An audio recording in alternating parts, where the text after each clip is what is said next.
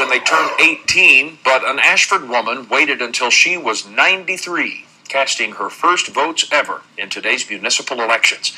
WDHN's Katie Kroll has her story, new at 10. Well, no, my great-granddaughter. A great-granddaughter teaching a great-grandmother a life lesson. So she said, now, Grandma, you can't vote for him if you don't go fast. Miss Othel Stewart realized her great-granddaughter had some pretty great advice. I thought to myself, well, okay, I will. And register she did.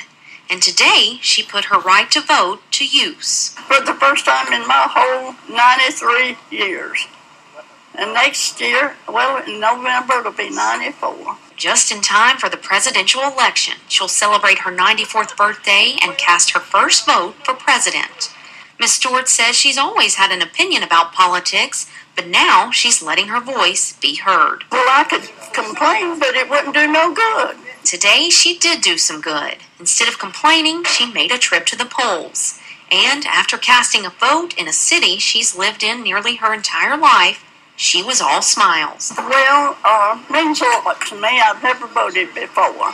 Miss Stewart is an example that it's never too late to exercise your right to vote.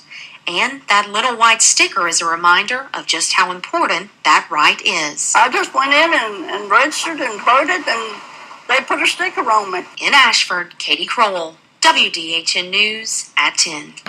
Big day for